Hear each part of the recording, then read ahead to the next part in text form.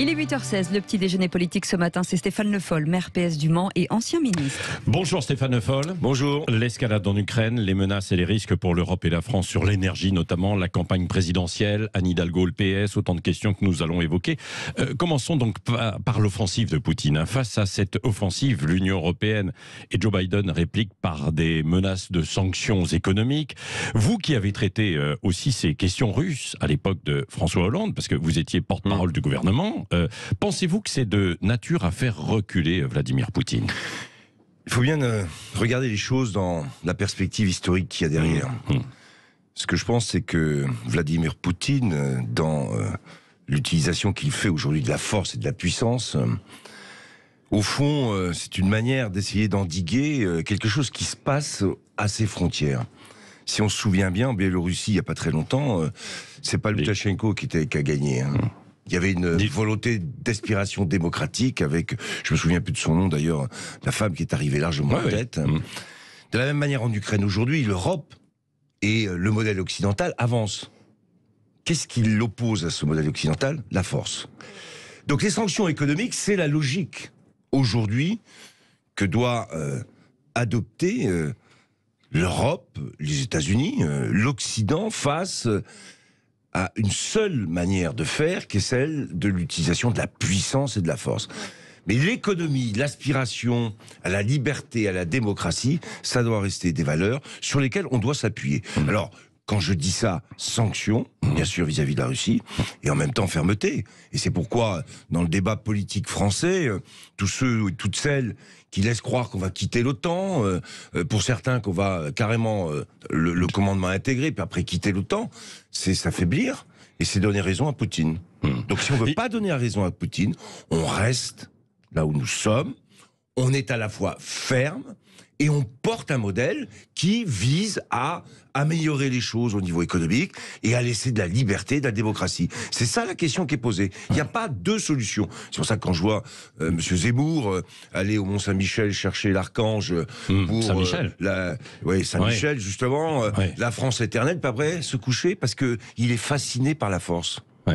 Est-ce qu'il est fasciné ? Il ne sait pas où est la force. Oui, mais alors, la force, elle est dans les valeurs qu'on porte. Est-ce que c'est vraiment la force aussi, ou est-ce que c'est en fait une notion en fait de défense aussi de son territoire ? Parce que au-delà des menaces et des dangers de guerre, on peut comprendre l'attitude de Poutine quand on vient installer en fait des bases de l'OTAN juste à ses portes. Il se dit c'est mon pays qui est menacé, c'est mon peuple qui peut être menacé. Est-ce que il ne répond pas aussi à une volonté en fait des Américains de gagner en fait encore plus d'influence en Europe, quoi ? Non. D'abord, mais qu'est-ce qui gagne ? C'est le fait que un modèle occidental de liberté, de développement économique, progresse. C'est ça la vérité. Si la Russie était attractive en termes culturels, en termes économiques, en termes de liberté, c'est pas l'Occident qui gagnerait. On reculerait.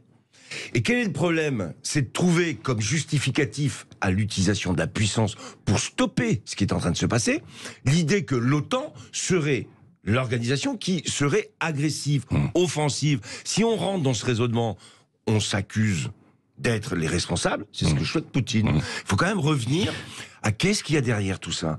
Comment s'inscrit-on dans l'histoire ?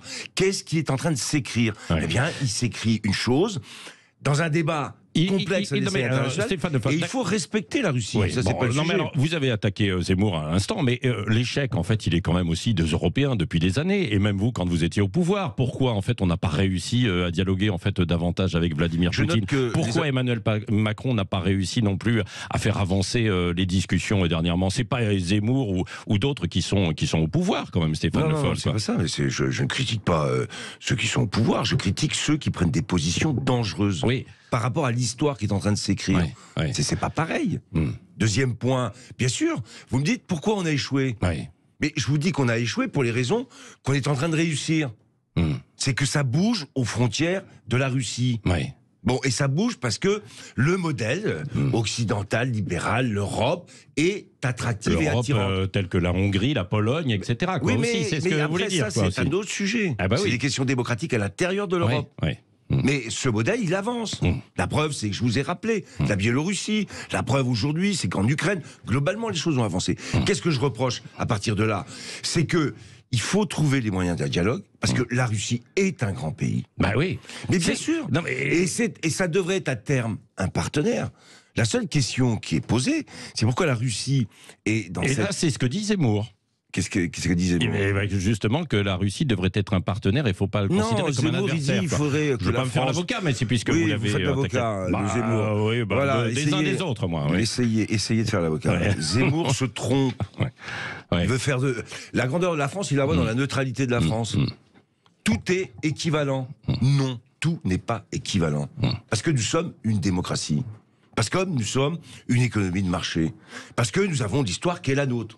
Et moi, je la revendique autant que Zemmour. Mais j'en tire pas les mêmes conclusions. C'est ça le débat. C'est ça la question qui est posée. Et c'est ça que je voudrais essayer de faire partager à nos auditeurs ce matin. Ouais. Stéphane Le Foll, venons-en aussi à la campagne des présidentielles. Juste pour rappeler que sous François Hollande, c'est les accords de Minsk, c'est un travail Bien à plusieurs. sûr, Et ça a existé. Alors, ça n'a pas abouti à éviter ce qui se passe aujourd'hui, mais enfin, ça a quand même existé. Il y a eu la Crimée annexée. Oui, oui, bien sûr. La Crimée annexée. Un peu ce qui se passe en fait aujourd'hui. Pour Vladimir Poutine, je prends la Crimée, je prends le Donbass, et j'essaye de grignoter. Mais au fond, la question qui est posée derrière... J'essaye de conserver mes positions plutôt. Mais en fait, lesquelles? Alors après, il revient sur la création et l'histoire de l'Ukraine. Il peut considérer que tout ça n'a jamais existé. Le droit international a reconnu ces États. Et aujourd'hui, il remet en cause ce droit international parce que, comme vous l'avez dit, il voudrait reconquérir. Mais il reconquiert par quelle méthode? Par quel moyen? La force. Eh bien, au bout d'un moment, vous savez, cette méthode-là, elle a ses limites. Et on le voit déjà, d'ailleurs.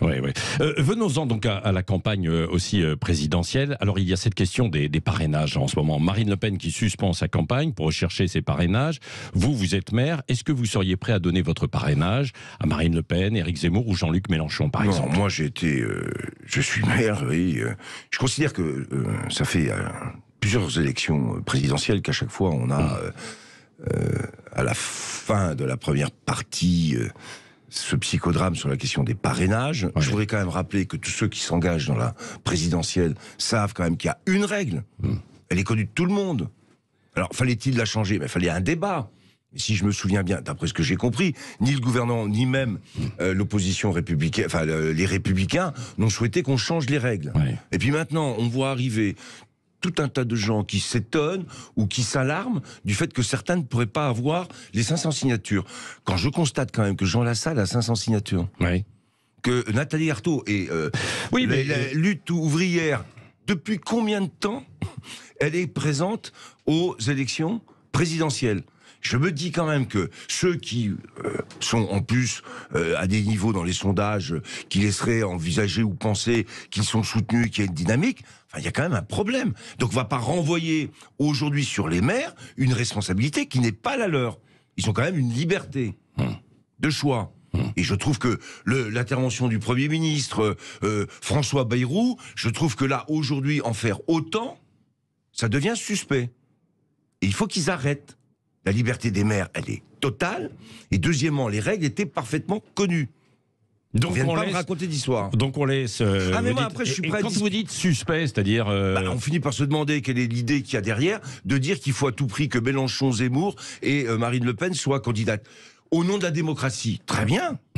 Enfin, tout le monde savait qu'il fallait 500 parrainages de maires quand on s'est lancé dans une campagne présidentielle. Et c'est pas d'aujourd'hui, c'est pas d'hier, c'est de plusieurs années.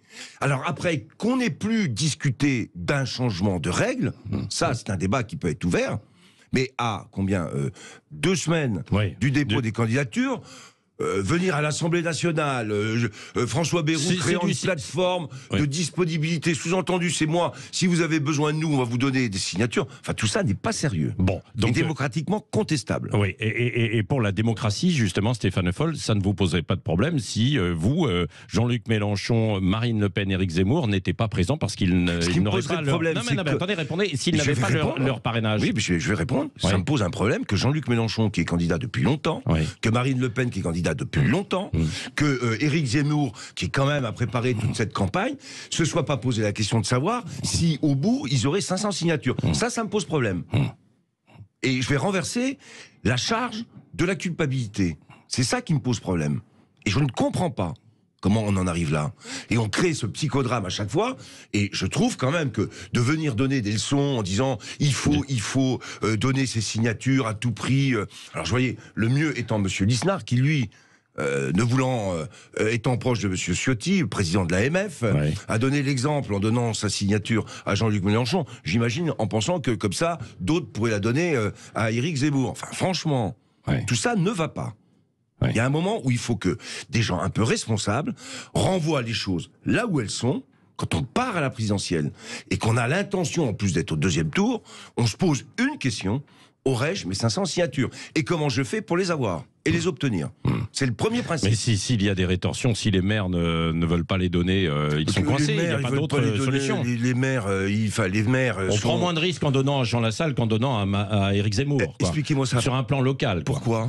Parce que, en fait, vous savez qu'il y a une partie de la population qui peut le reprocher d'une façon générale, puisque comme il y a la transparence. Oui, mais il y a la transparence, bien sûr. Enfin, il y a une partie des maires qui, si le mouvement de fond... qui est souvent expliqué comme la question démocratique posée, est existant, il touche aussi les maires. Bon, et donc ils sont parfaitement conscients, si pour certains ça les intéresse et qu'ils penchent de ce côté-là, pour dire de toute façon ça correspond à ce que je pense, et donc comme je sais que Marine Le Pen comme Éric Zemmour ou Jean-Luc Mélenchon sont potentiellement au deuxième tour, je vois pas où est politiquement la question. Donc il y a quelque chose d'autre, il y a une mauvaise organisation, il y a une mauvaise prise en compte des règles qui sont pourtant connues de tout le monde. Ils n'ont qu'à s'en prendre à eux-mêmes, c'est ce que je dis simplement que mais je ne veux pas qu'on renvoie aux maires une responsabilité qui n'est pas la leur. Sur Anne Hidalgo, donc dans les intentions de vote, puisqu'on en a parlé tout à l'heure, c'est toujours un peu un calme très très plat, pour ne pas dire autre chose, Est-ce qu'il y a une possibilité de relancer en fait cette campagne? Écoutez, moi je ne suis pas dans la campagne d'Hidalgo. Vous êtes toujours au Parti Socialiste? Oui, je suis toujours au Parti Socialiste. Moi j'avais demandé un débat. Il n'y a pas eu de débat. J'ai dit ce que je ferais, puisque j'avais demandé un vote au sein du Parti Socialiste avec un débat. Il n'y a pas eu de débat. Je respecte ce vote. Je voterai donc Anne Hidalgo. La campagne d'Anne Hidalgo, depuis le début, qu'est-ce que je vous dis? Vous ne la comprenez pas? Non, mais j'ai dit des choses, en particulier au début de la campagne. Moi, Anne Hidalgo et son équipe gèrent sa campagne. Qu'est-ce qu'il faudrait pour relancer une campagne? Il faut trouver des éléments qui intéressent les Français. Quelque chose qui fait que une prise de conscience se fait dans l'électorat pour dire, dans le contexte actuel, le fait d'avoir, avec Anne Hidalgo, des socialistes, d'avoir le sens de la responsabilité, de la crédibilité qui revient pour répondre aux grandes questions qui vont être posées, la question économique, la question sociale, c'est ça qu'il faut trouver. Donc il y a plusieurs meetings qui sont organisés, j'espère que... Est-ce qu'elle vous écoute, vous, par exemple? Ah non. Elle ne vous écoute pas? Non, depuis longtemps. Mais je vous le dis, moi j'ai demandé un débat à un moment parce que je voyais bien que les bases sur lesquelles se préparait cette campagne n'étaient pas les bonnes. Comment vous pouvez rester au Parti Socialiste si on ne vous écoute pas, si on ne vous donne pas la parole, si ça ne résonne pas? Il y en a certains qui ont décidé de rejoindre Emmanuel Macron. Vous seriez prêt à le faire, vous, ou pas?